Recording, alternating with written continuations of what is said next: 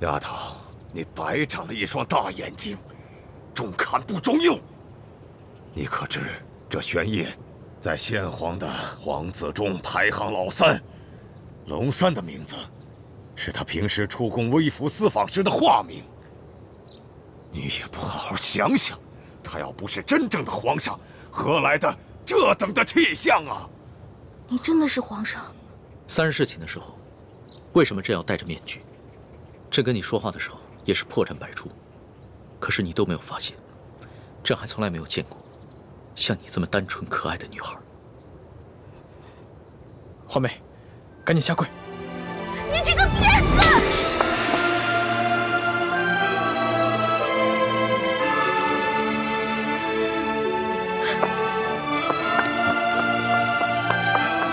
皇上，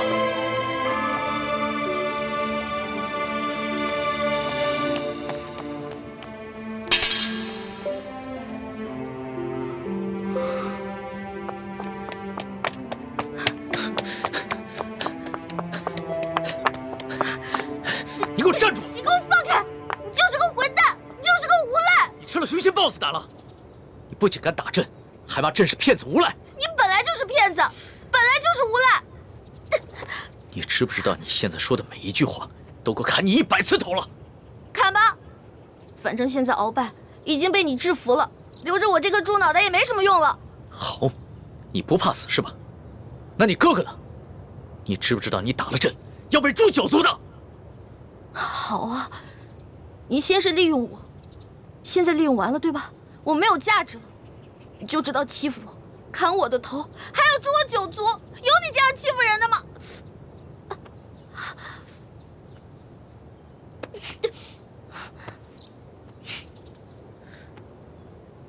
伤口这么深，你还乱动？你等一下，朕马上让你哥哥过来给你止血。现在都要砍我和哥哥的头了，还止血干什么？朕难道不该砍你的头吗？你知不知道从小到大，还从来没有人打过朕，就算朕的皇阿玛在世的时候，也从来没有动过朕的一根手指头。那还不是因为你骗我？你跟我说你不是皇上，你是龙三，我是你的老大。那小弟做错事了，老大教训一下怎么了？那要你这么说的话，还是朕的错了。没错，就是你的错，谁让你骗我了？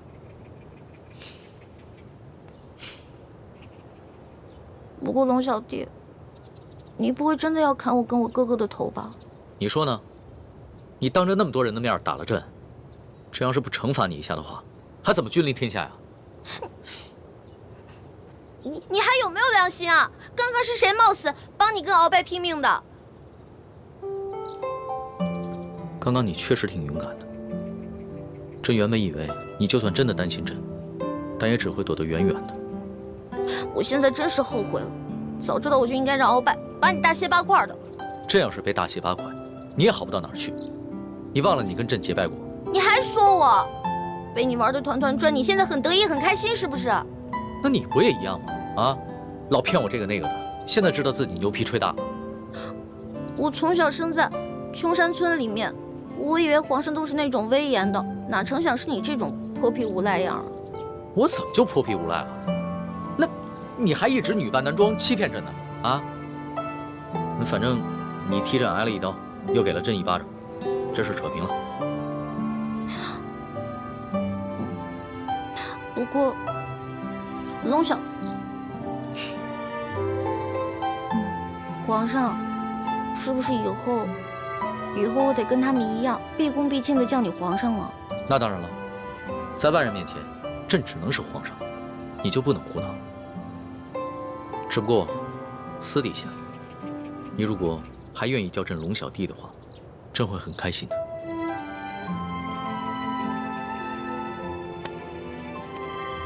是不是疼死了？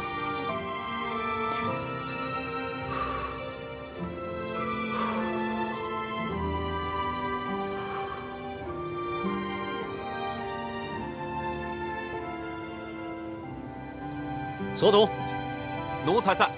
朕封你为国史院大学士。奴才谢主隆恩。还有你的那些属下，护驾有功，全部每人晋升1级，赏白银1000两。谢皇上。奴才遵旨。皇上万岁万岁万万岁！平身吧。这。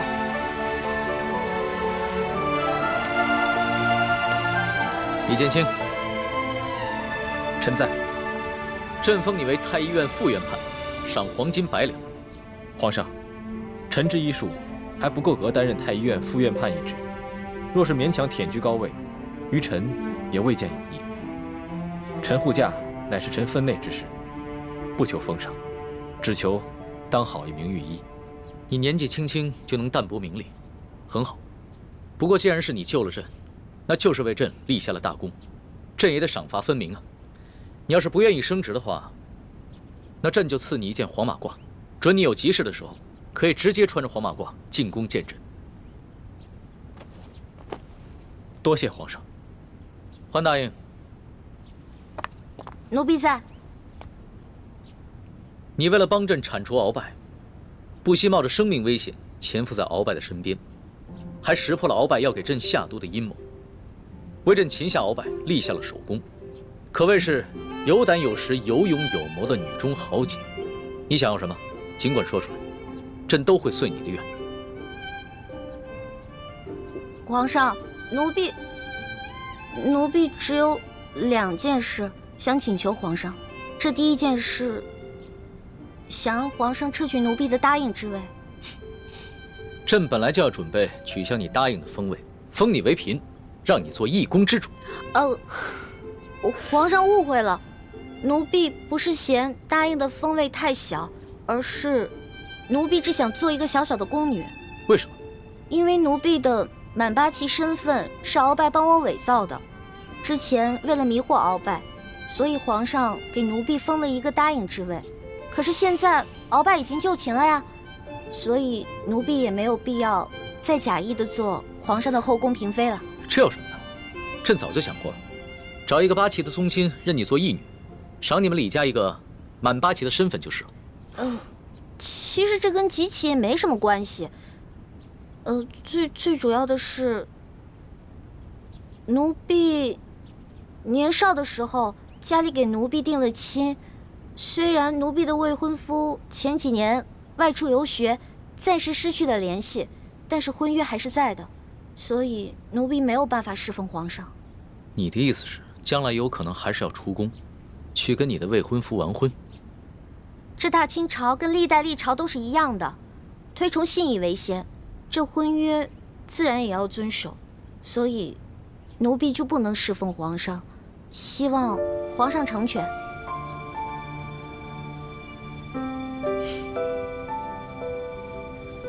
你既然不愿意做朕的嫔妃，那朕也就不强求你了。你毕竟是立下了大功，朕也不会让你做一个普通的宫女。这样吧，朕就留你在御书房，做朕的笔墨侍书。等将来你的未婚夫有了消息，朕就让你出宫去和他完婚。奴婢谢皇上恩典。这个笔墨侍书，以前宫里是没这个职位的，而是朕特意为你而设。你既不是后宫嫔妃，也就不适合住在东西12宫中的任何一宫之中。这样，让人在后宫之中找一处幽静的住所，赐名永乐斋，暂时拨给你住。谢皇上恩典。那你的第2个要求呢？我第2个要求很简单，奴婢知道皇宫里有一个宝库，里面有好多奇珍异宝，奴婢想进去转一转。你还真是个小孩心性。好，朕准你了，准你去宝库逛一逛，顺便挑拣自己喜欢的宝贝，就当是朕给你的赏赐。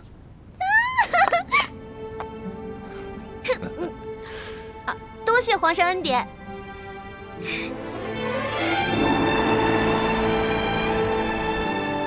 石叔姑娘，哇，请。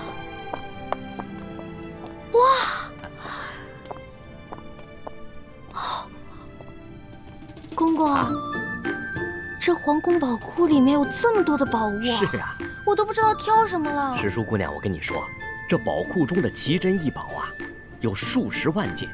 姑娘喜欢哪一件，告诉我，我来帮你选。李公公啊，你可知道皇上为何让我来选宝物啊？这个不知道，但是我知道，如今姑娘可是皇上身边的大红人呐。我在这宫中已经30-40年了，还是第一次看到奉旨到宝库中来悬赏赐的事情啊。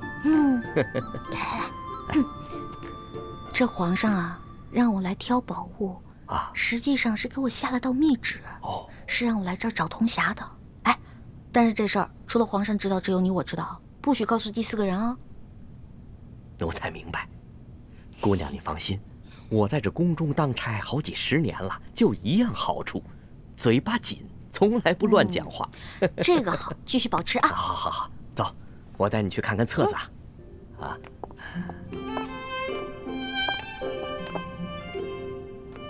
姑娘，这宝库里的所有宝物啊，都在这个册子里面。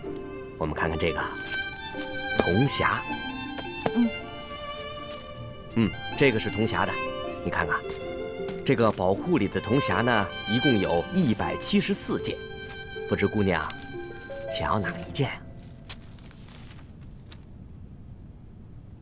李公公啊，这个铜匣呢？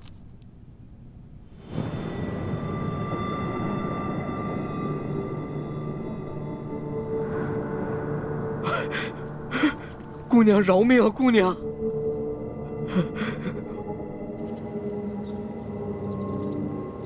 什么？铜匣被鳌拜拿走了？李公公说大概3个月前吧，这个鳌拜呢私自拿走了一个铜匣，还叮嘱他不能告诉任何人。我去登记册上看到铜匣的形状，应该就是我们要找的那个。恐怕不是鳌拜私下拿走的，是李公公亲自拿去献给鳌拜的。这个李公公现在还不知道我们已经知道了他是鳌拜的内奸，所以他在言语中呢为自己脱罪遮掩。哎，朱哥哥，我可听了你的话啊，没有揭穿他。你刚才说什么？3个多月前，那不正是义父告诉我们铜匣秘密的时候吗？难道鳌拜也知道了铜匣的秘密，所以抢先一步拿走了铜匣？可是鳌拜怎么知道铜匣的秘密呢？难道我们明珠谷出了奸细？奸细？我觉得会不会是鳌拜觉得那个铜匣很顺眼，自己比较喜欢，就顺手拿走了呢？环美，这么大的事情，我们不能存在侥幸心理。皇宫的宝库中有数10万件的珍宝，鳌拜偏偏选中了铜匣，一定是铜匣的秘密泄露了。那也就是说，咱们明珠谷有内奸了，那怎么办啊？眼下之计，只有想办法到鳌拜府上拿到铜匣，在暗中通知师傅们排查谷中所有人，找到奸细。学姐姐说的有道理，之前这康熙啊，一直担心我中了大补丸的毒，但他不知道咱们已经把毒悄悄的给解了，所以呢，我可以借口找解药，亲自搜查鳌府，康熙肯定会答应我的。环美，康熙一直对你言听计从，就连你之前打了他一巴掌，他也饶恕了你。但是，你千万不要被他的柔情蜜语所迷惑。朱哥哥，哎呀，你在其他事上都挺大气的，怎么这件事上这么小气呢？我接近康熙，还不是为了帮你实现为你父皇报仇、光复大明的梦想，结果你还怀疑我。对不起，环美，是我想多了。也不知道为什么，我心里总是不踏实。等我们拿到了铜匣，一起撤出紫禁城，再也不要见康熙了，好吗？怎么，你不愿意啊？哎呀，说实话啊，在这皇宫里呢，有最大的老大罩着我，想吃什么吃什么，想玩什么随便挑，这种感觉还真让我轻飘飘的。我还想多享受几天呢。你呀，哎呀，好了，我只是把我自己内心的话说出来而已嘛。为了不让你生气，我保证等找到铜匣以后，跟你们一起撤，行了吧？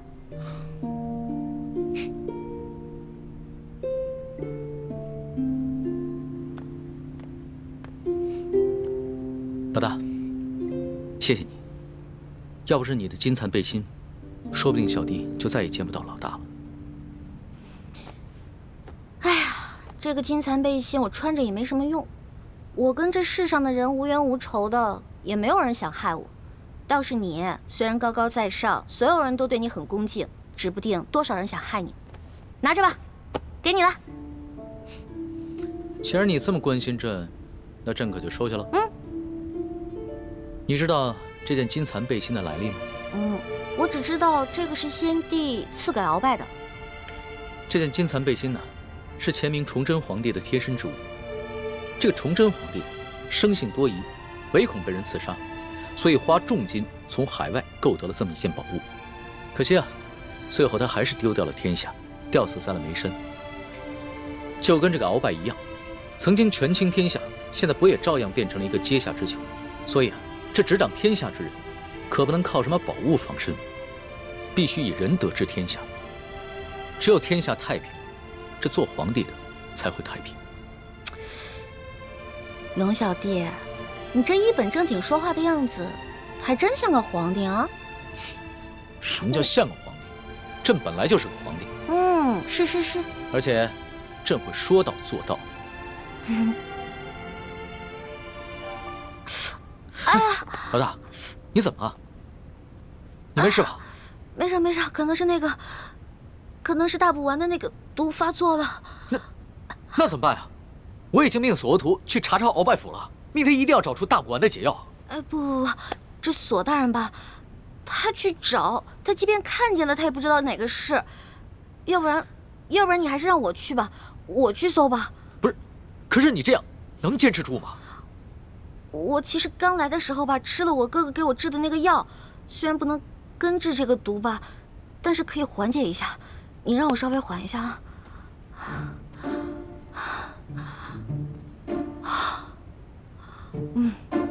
好多了，应该没问题了。行吧，那你就赶紧拿上朕的金牌，去鳌拜府查吧。龙小弟，如果我去搜的时候看到一些金银财宝，我能不能顺便带走点？老大，你在宝库里边挑了那么多宝贝，还不知足？钱是个好东西嘛，多多益善啊。你呀，真是个小财迷。所以，龙小弟，你这话是答应了？啊，谢谢龙小弟。这样，等我发了大财以后，一定带你去京城第一酒楼吃顿好吃的，行不行？好，就这么定了。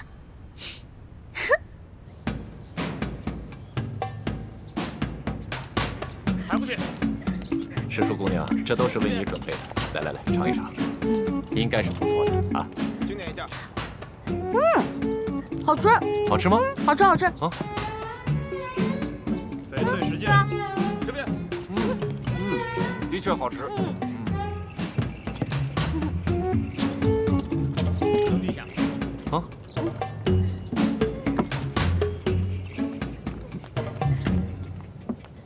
表姨夫，这是查抄的物品清单，您过目。啊。这大补丸的解药，府中里里外外、上上下下都搜了个遍，还是未能找到。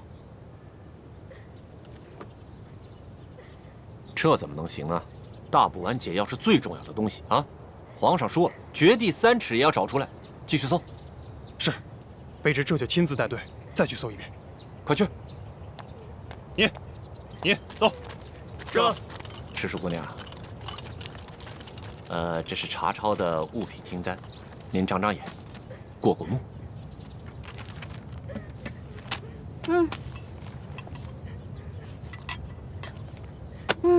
不用看了，这个不对。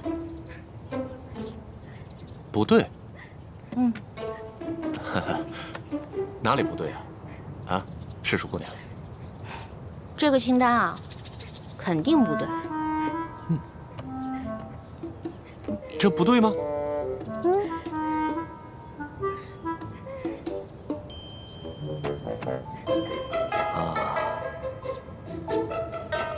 好，师叔姑娘，咱们能不能借一步说话？好啊。走。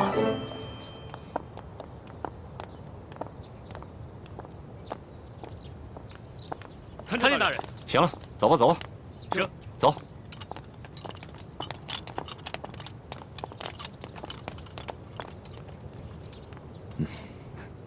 索大人，有什么话您就直说吧。哎，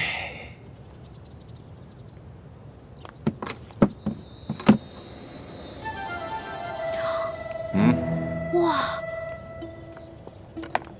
这么多金银珠宝啊，连在皇宫的宝库里都没见过呀。世淑姑娘，你这眼光挺毒啊，一眼就看出这账目不对啊。实话实说吧，这2箱宝物还真就没入账。咱俩来鳌拜府，也不能白辛苦这一趟吧？咱们2:1天作5，把这2箱宝物给他分了，这样如何？分了，这不太好吧？这有什么不好的啊？这皇上命咱们俩来查抄这鳌拜府，其实就是想赏咱们俩一个发财的机会，这你都不懂吗？那也是，咱就别跟皇上客气了。是啊，那咱对皇上客气什么呀？啊？那这样，一会儿你找个人啊，帮我把这箱抬到永乐斋去。没问题啊，这个包在我身上，你就不用担心了啊。那世淑姑娘，这些账目可对了？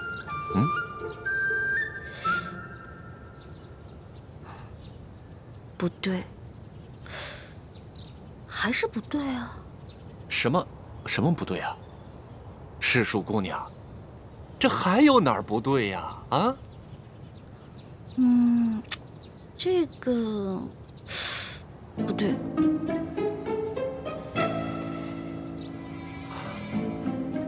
行，你厉害，走，跟我走。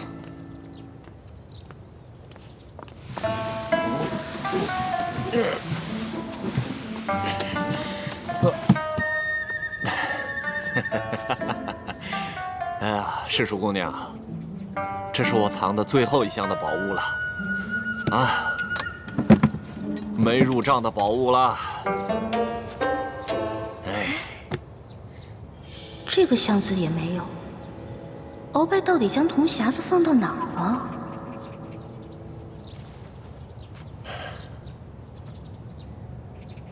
世淑姑娘，这最后1箱宝物，我本来是要留下来，孝敬其他王公大臣的。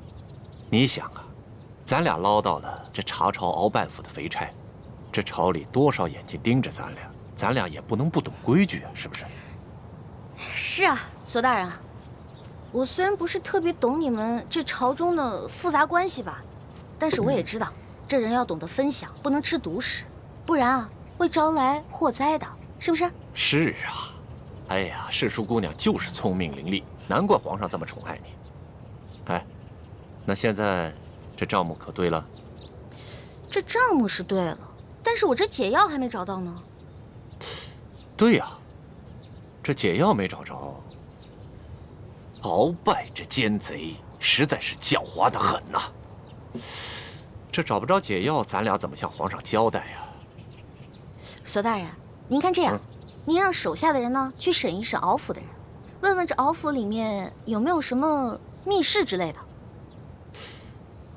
对呀，我怎么就没想到这一点呢？啊，哎呀，还是世淑姑娘更胜一筹啊！那咱这个先放着，查解药去。走。世淑姑娘，你瞧这个地方机关重重，也不知道藏了多少宝物，说不定这大补丸的解药就藏在里面。索大人，这个机关十分的复杂，我们真的没办法打开啊！废物，一群废物点心，这点事儿你们都办不好啊！我告诉你们，再给你们1个时辰，如果你们再打不开，我把你们这没用的手给剁下来。我剁下来知道吗？我知道，我们开。索大人，消消气啊！我觉得他们打不开，跟您站在这儿也有关系。您想啊，您站在这儿，他们紧张啊，紧张肯定打不开。要不然您看这样行吗？您到外面啊，歇息歇息，喝个茶，我来看着他们。还真说不定啊。嗯，那行，那就麻烦世淑姑娘帮我先盯着点儿。好嘞。啊，你们听好了啊，一切都听世淑姑娘的安排。是。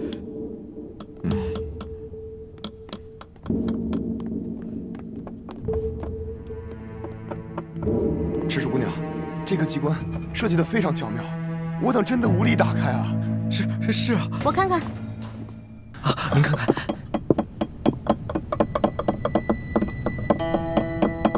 哎，世淑姑娘，你也会开机关啊？嘘，小声点啊，这事儿不能声张。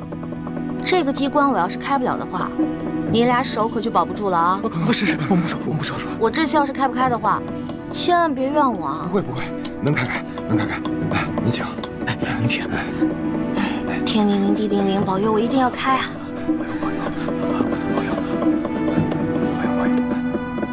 眼下我们已经帮康熙擒获了鳌拜，已取得了他绝对的信任，相信用不了多久，小师妹一定能够拿到铜匣。真没想到，事情进展得这么顺利。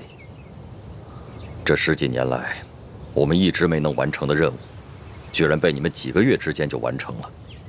看来你跟易欢真是我大明的福星，受天之庇佑啊！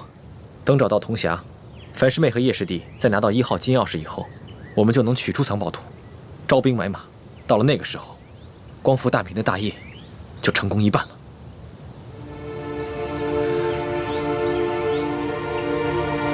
唉，怎么了，义父？有件事情藏在我心里已经很多年了，我现在告诉你，你也要把它藏在心中，不能告诉任何人。义父，请讲。孩儿定当守口如瓶。你可知道，我为何让你们活捉孙府？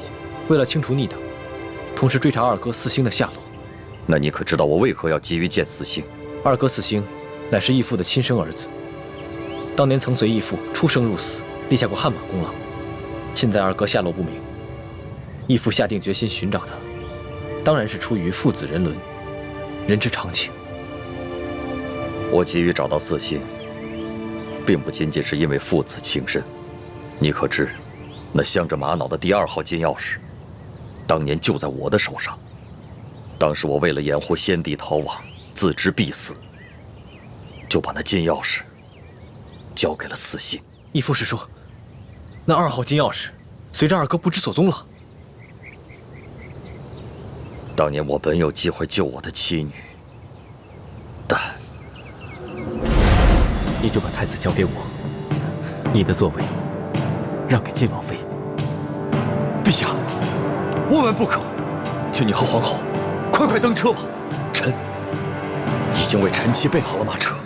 父王，你竟然让母妃和妹妹另列马车，马上就到。刚刚陛下明明让母亲上车，你却不让。你明明知道吴三桂马上就要破城了。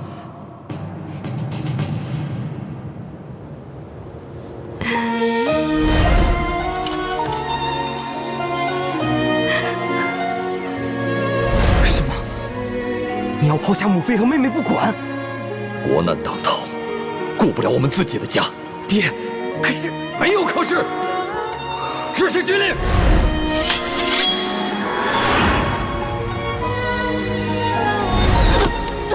娘，小妹，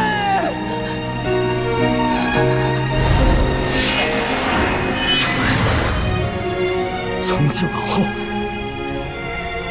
你不再是我爹。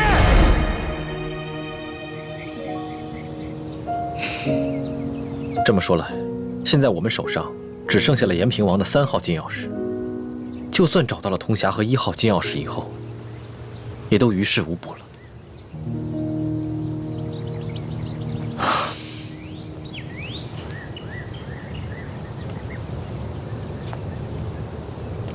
这么多年来，这件事情一直是我心头的一块大饼，我没敢告诉任何人。但现在，我不能不如实向太子禀报。都怪我耽误了光复大明的大业。义父千万别这么说。义父为我大明为我朱氏，已经牺牲的够多了。义父，等我们找到铜匣和1号金钥匙以后，我们再一起寻找二哥的下落。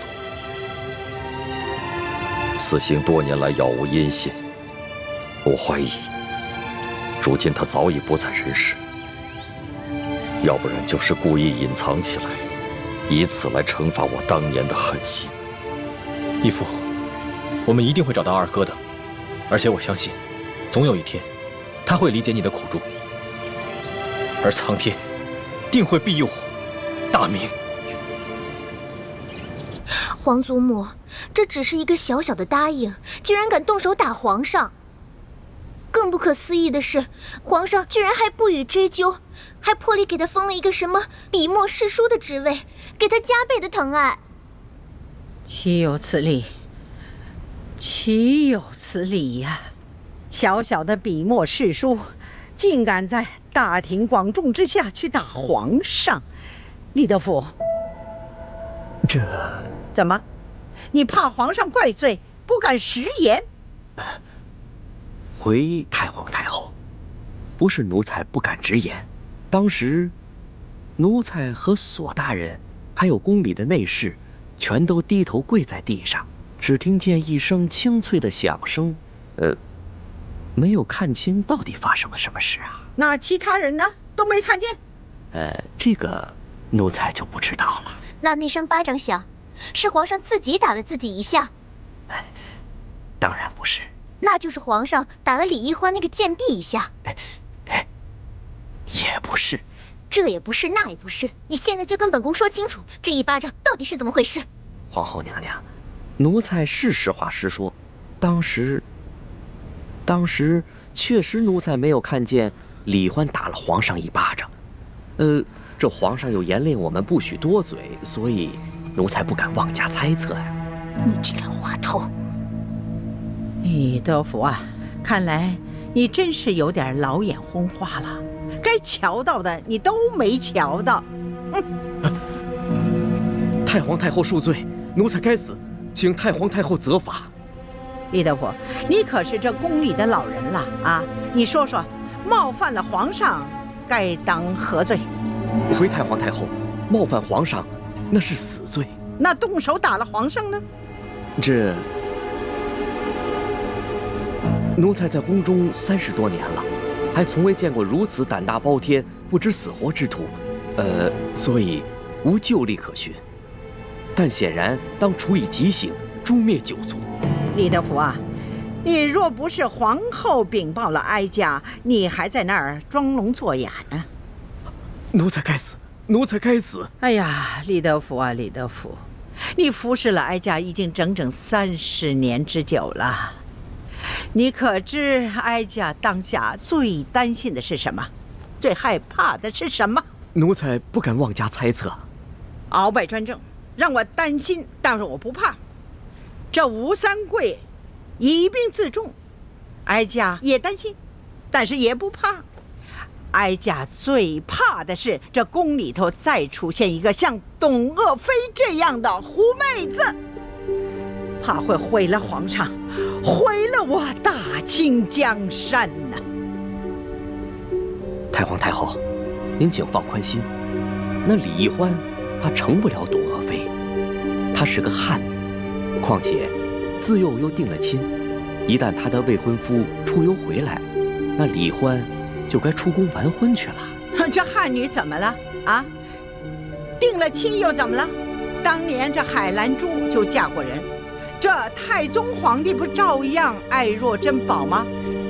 董鄂妃一样，她还是先帝的弟媳呢，那先帝不是照样为她神魂颠倒了吗？这李易欢呐，比起这海兰珠啊、董鄂妃呀，真是有过之而无不及呀！居然还敢打皇上啊！皇上连这个都能忍，这说明把他纵容到什么地步了啊！李德福啊，这可是天大之事啊！你居然没向哀家禀报！奴才该死，奴才该死。不过，奴才也着实冤枉。这李易欢，他入宫之后，也未见得如何受宠啊，只不过册封了个答应。可是，谁想到，竟然到了今天这个地步啊！可见呢，这个李易欢是一个先毒之人呐。皇祖母，你可千万不能再纵容这个贱婢李易欢了，否则，只怕您担心的事情又要重蹈覆辙了。放心吧，只要哀家在，任谁他也翻不起这个波澜来。都过了1个时辰了，世叔姑娘，你到底行不行啊？哎呀，别催我了，恐怕我们的手是真的抱不住了。是啊，能不能不要那么绝望啊？我有种预感，我很快就能打开，很快。这真的假的啊？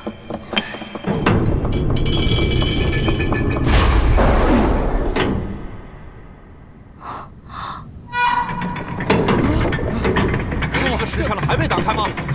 我打开了，我打开了！世叔姑娘，你可太棒了！哎，世叔姑娘，真是没想到，你居然会开机关呐！太了不得了！走，不是，我不会开机关，我是之前皇上不是安排我在鳌拜府当卧底吗？哦，我看见过几次，照葫芦画瓢，您看捣鼓了1个时辰才给捣鼓开。哎，世叔姑娘，真是没有想到，你看这么一次就能够记下手法来，这可太了不得了，真是聪慧过人呐！走，咱们休息一会儿。如今鳌拜倒台了，我弟弟有何反应？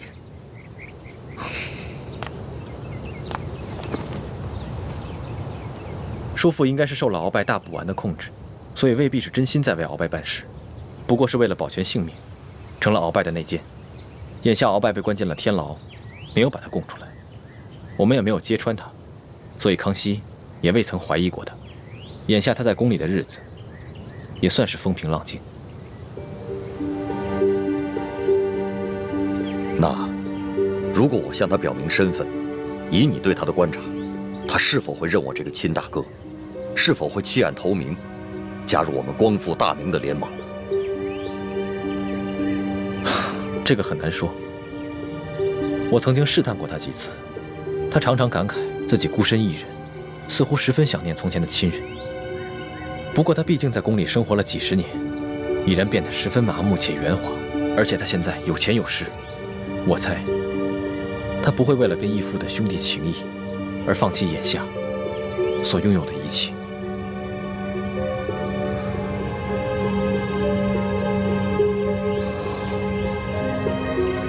好吧，那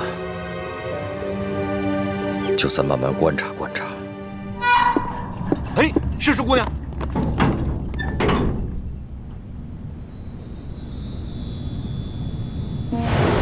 你们俩把工匠带走，给他们打赏，快！知。没想到啊，这鳌拜老贼的密室，珠宝多得比皇宫还多。可不嘛。哎，索大人，要不然这样，咱俩呢先挑点，剩下的入账，您觉得呢？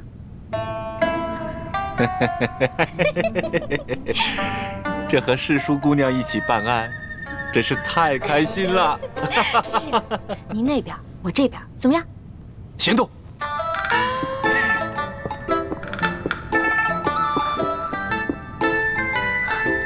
真是皇天不负有心人，我终于找到你了。哼，朱哥哥，看你以后还好意思骂我笨。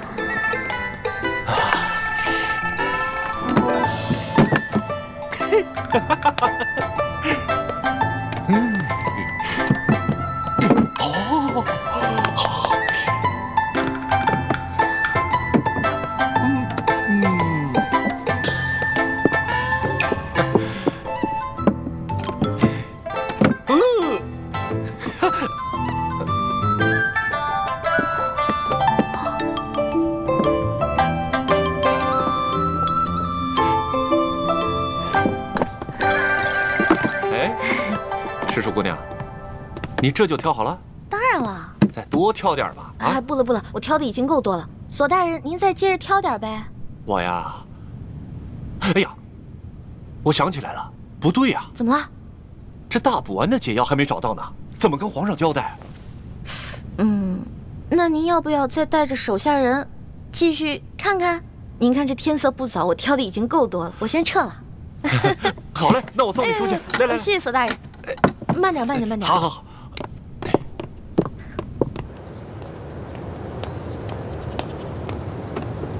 李太医，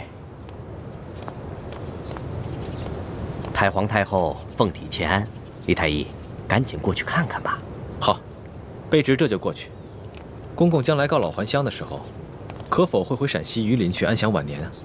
不回去了，没有亲人的家乡还算什么家乡啊？公公在这世上，当真连一个亲人都没有吗？本来是有个孪生哥哥，但几十年杳无音信，恐怕早已死在乱军之中了。万一公公的哥哥吉人自有天相，还活在这个世上呢？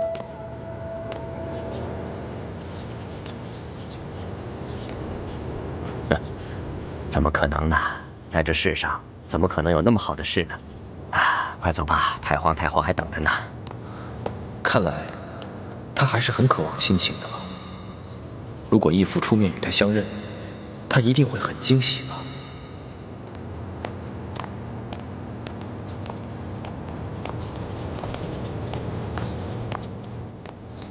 公公，太皇太后的病一向是院判大人亲自救，今日怎么突然选我这个排名最末的太医？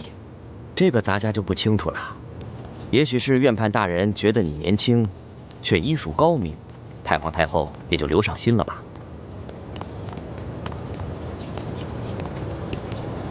公公，这好像不是去慈宁宫的路吧？太皇太后不在慈宁宫，你别多问了，跟咱家去就是了。公公，太皇太后宣我瞧病，不会是有别的什么事吧？看在咱们同乡同姓的份上，能否告知一二？你多心了，你刚刚才救了皇上，太皇太后也许是想赏赐你呢。多谢公公，走吧。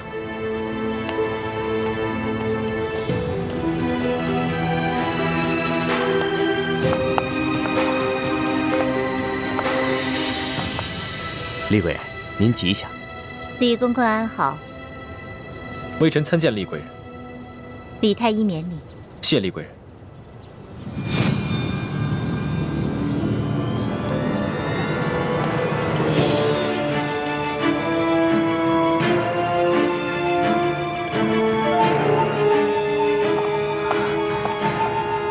师父，大师兄出事了，我去永乐宫通知医患。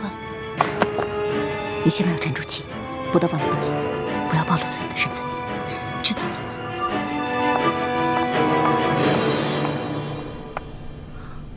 吗？踏破铁鞋无觅处，得来全不费工夫啊！如果朱哥哥看到这个铜匣子，一定会惊喜万分的。到时候我就将找到铜匣子的过程说得惊心动魄，让他们以后再也不敢小瞧我这个小师妹了。哼！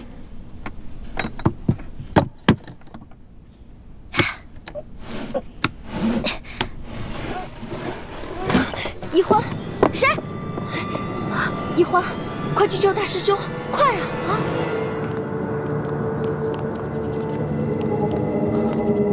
李公公，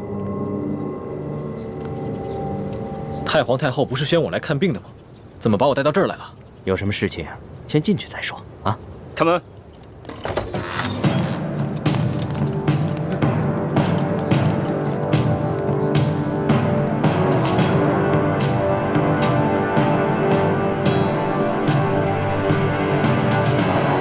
李公公，这到底是怎么回事？太皇太后懿旨，将你们这些捉拿鳌拜有功的人聚在一起，每个人赐一杯御酒。龙小弟，我求求你去救救我哥哥，还有那些工人吧。他们犯了什么错？他们不就是看我打了你一巴掌吗？可是，他们就要因此失去自己的性命吗？这不公平啊！朕已经吩咐过所有人守口如瓶了，没想到还是传到了太皇太后的耳朵里去了。现在太皇太后已经下了懿旨，朕也不好公然对抗她的权威啊。太皇太后的权威，难道比那些人的性命还要重要吗？太皇太后要维护的是皇权的威严，这是紫禁城，有很多规矩，不仅这里的大小奴才要遵守，连朕也必须得遵守。祸是我闯的，跟他们没有关系。之前打了你一巴掌，你打我吧，打我多少下都行。你别闹了，你以为这是小孩子过家家呀？现在做什么都来不及了，太皇太后不会放过你的。等他处理完你哥哥那些人，就会轮到你了。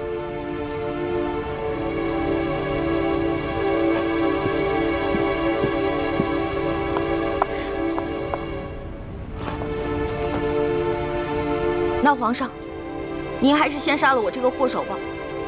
如果先杀了我的话，死在哥哥的前面，我就不会那么内疚了。奕欢的奕欢，你还老说自己是朕的老大，一到这种危险的时刻，你就这么没出息的以死相要挟啊！您现在是高高在上的皇上，我只不过是一个小小的奴婢，我只能求您大发慈悲，饶了我哥哥。少说的那么可怜，你什么时候把朕当过皇上？不一直把朕当成你那个结拜小弟吗？奴婢再也不敢不知天高地厚了。您现在是皇上，不是奴婢的龙小弟。皇上，之前都是奴婢错了，要罚你就罚奴婢吧。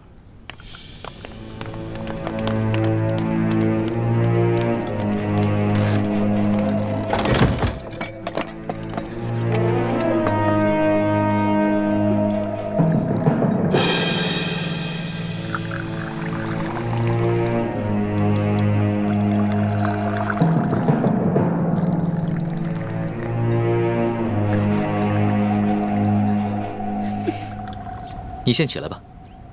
我不起。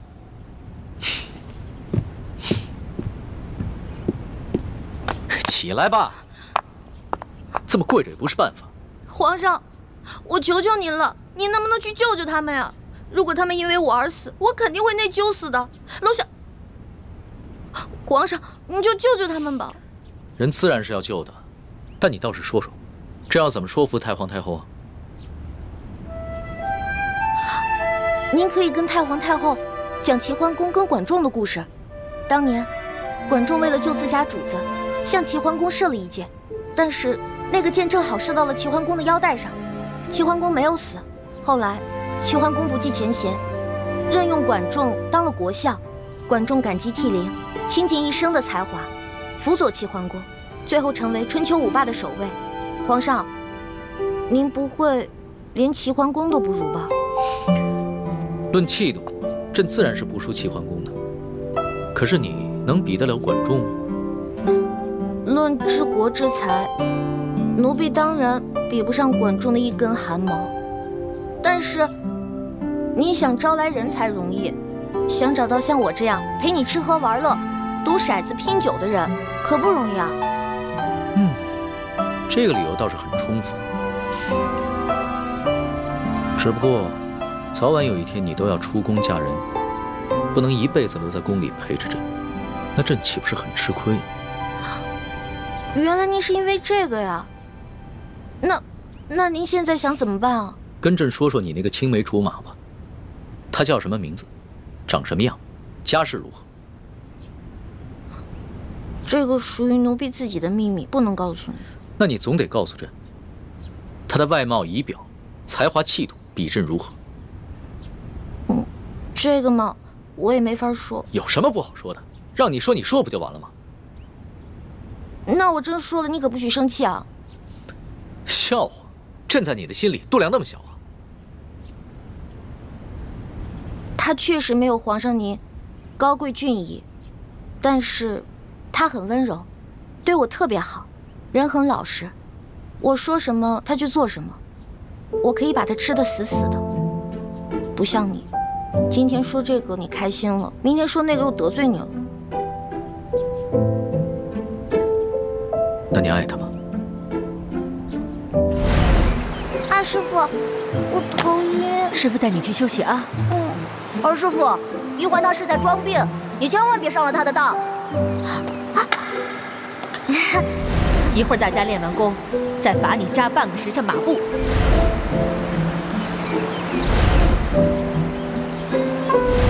玉环妹妹，你别生我的气了好吗？环妹妹，这个给你，我们和好吧。和他说，那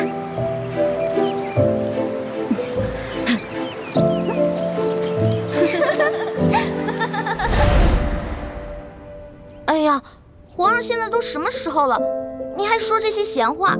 您赶紧跟我去救人吧。皇帝也是人，也有七情六欲，也有好奇心，甚至也会嫉妒。龙小弟，我求求你了，你要是再不去的话，他们人头马上就要落地了。放心吧，这个宫里没那么容易见血，要灭口用的都是鸩酒。鸩酒？那你赶紧下旨吧。走，快去救他们。你先别着急，这太皇太后一下子从朕身边抓了10几个人，还需要等你过来求朕，朕才知道怎么做吗？朕虽然不好公然抗旨，但是早已命人准备了解药了。真的？那你不早告诉我？不对，你是不是得需要什么条件才能给我解药？当然，朕就想问你一个问题：你爱这个青梅竹马吗？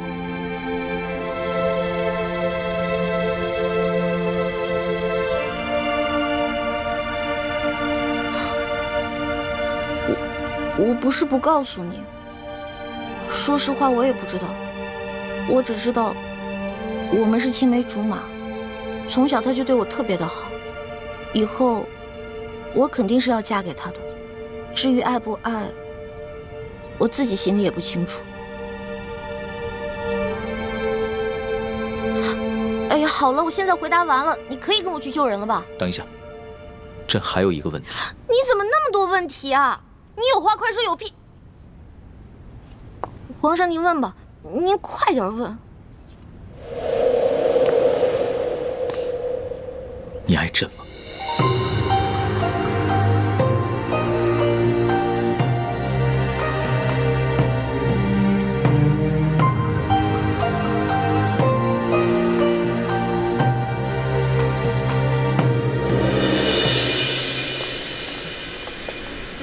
这是太皇太后赐给你们的御酒，你们每人各取一杯，享用吧。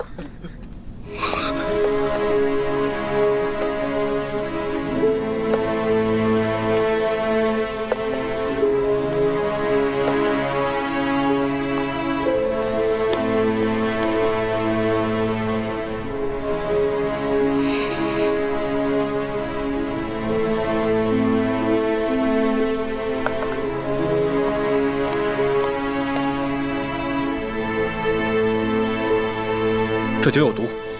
公公饶命啊！公公饶命啊！李公公，太皇太后为何要赐毒酒给我们？咱家也没有办法。事到如今，我就让你们做个明白鬼吧。都怪你们的运气不好，看到了不该看的场面。李公公，我们什么都没看到，不明白你在说什么。还请您帮我们向太皇太后求个情，饶了我们大家吧。咱家没有这个面子，更没有这个胆子。这太皇太后的懿旨既然已经颁下来了，谁都救不了你们了。这毒酒，你们喝也得喝，不喝也得喝。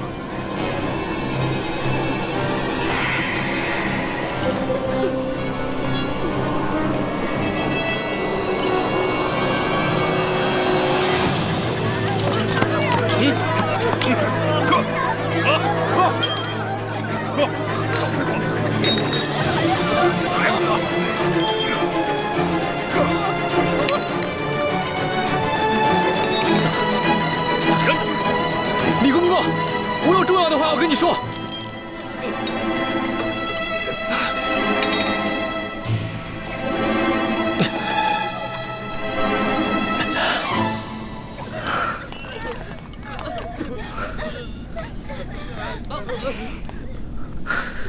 李公公，我知道你和我们一样，都服过大补丸，都是鳌拜埋在宫里的棋子。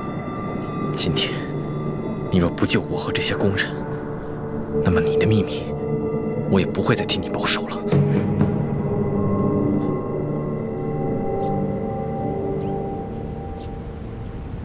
为什么不回答朕？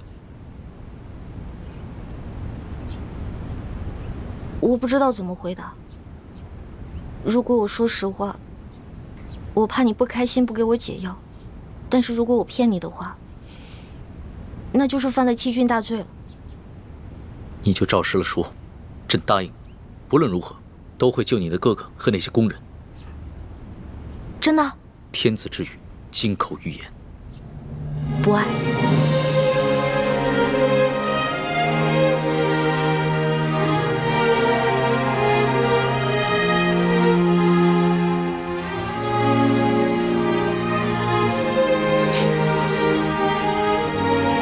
这2个字说的真干脆，丝毫不顾及朕的感受。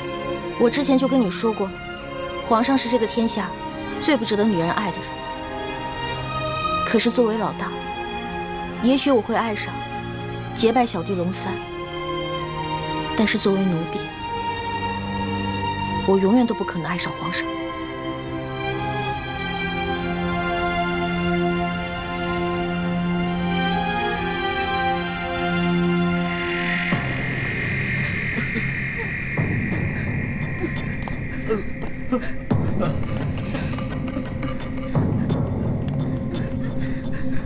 杀了他！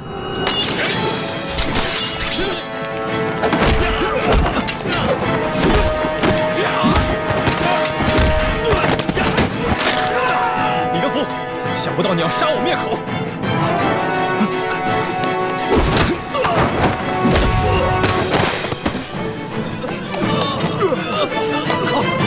快追啊！站住！快！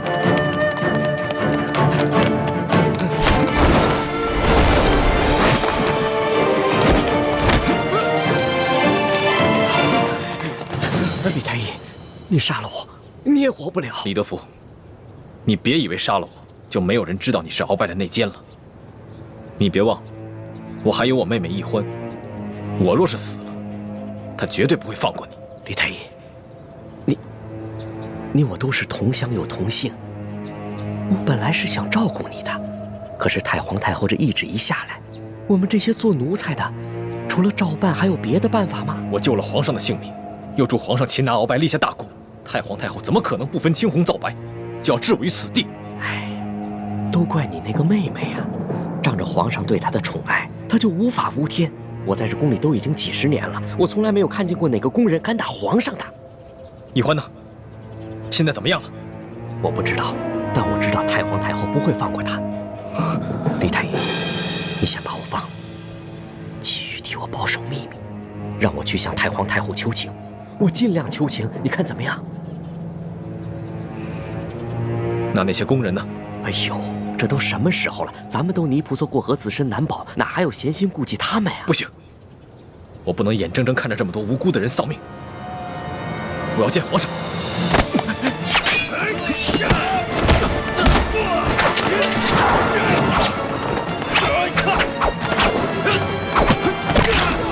住手！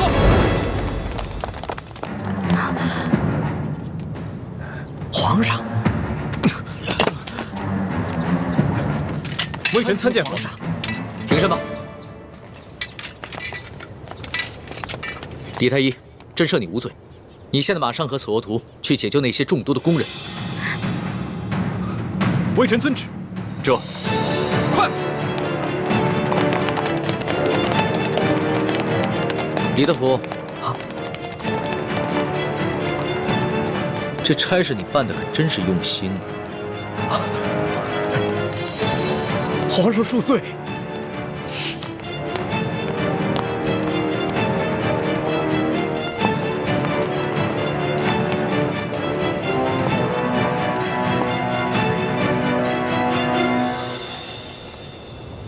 石叔姑娘，老奴也是实属无奈。石叔姑娘，您大人大量，不要记恨老奴啊！中堂大人，公公有礼了，宫中一切可好？中堂大人，您放心吧，一切尽在中堂大人的掌控之中。皇上好吗？皇上现在还是每天跟一些小伙伴们摔跤玩耍，无心朝政。他那都是故意做给老夫看的吧。当年顺治爷临终托孤的景象，老夫是历历在目。不过如今皇上翅膀硬了，不把我等老臣看在眼里了，是时候给他点教训了。啊，那中堂大人，您的意思是？每日给皇上以重补药吧，接着看着他喝下去，懂了吗？奴才懂，奴才懂。你是如何知道的？公公，我这口技练得还不错吧？原来那晚你也在马车上，那你是如何知道是我？公公啊，虽然您那天行事谨慎，带着黑纱，我看不清您长什么样子，但是我看到了您耳朵后面那颗痦子，所以我还是认出了是公公您。李欢，太皇太后果然说的没错，你真不是一个简单的小丫头。可是李公公啊，这太皇太后也看错了您啊，您也不是一个忠心的奴才啊。你到底想怎么样？李公公，您知道的，我这个人啊是不会害别人的，但是我最讨厌的就是那种害人的人。所以只要您不对我们兄妹两个起什么歹心，那我们自然不会对您怎么样。但如果您的心里对我们兄妹两个，皇上，等等我。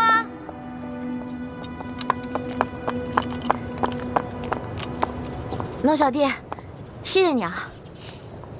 其实就算你不求我，我也要救那些宫人们。虽然这会让太皇太后特不高兴，但是朕已经擒下了鳌拜，真正亲政，朕必须坚持己见。不过这个李公公实在是太讨厌了，向太皇太后告密的人肯定是他。这个朕怎么会不知道呢？但是李德福10岁就进宫了，侍奉过3代君王。太皇太后对他十分宠信，打朕小的时候，就是由他把朕的一举一动汇报给太皇太后，这已经是惯例了。就算朕有不满，也无可奈何呀。没想到皇上也有这么多的无可奈何啊。当皇上无奈的事情多着呢。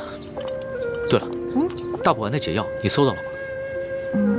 我哥哥还没有完全的研制出来，估计这个鳌拜是想彻底让我和哥哥给他陪葬了。那怎么办？这鳌拜虽然已经擒下，但他毕竟是3朝元老，他的一生功过十分复杂，朕还没有想好怎么处置他呢。而且他的性子十分桀骜，无论如何，他都不肯交出大补丸的解药。龙小弟，我是你老大，自古啊，吉人自有天相，没问题的我。朕真的是没用啊，连你都保护不好。龙小弟，你可千万不要对我这么好，不然我会愧疚的。都快点，把药给我灌下去！把药赶快灌下去！快点，赶紧的，把嘴撬开，给我喂下去！快！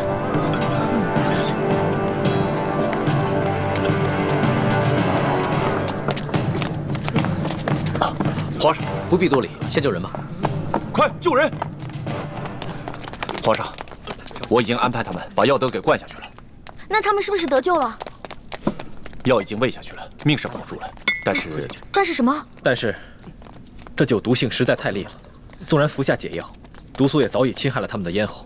从今以后，他们再也不能说话了。张嘴。你是说，他们以后都是哑巴了？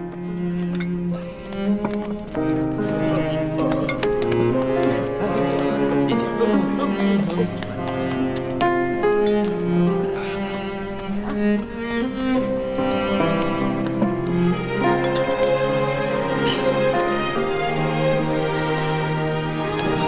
是我害了你，对不起，都是我害了你们。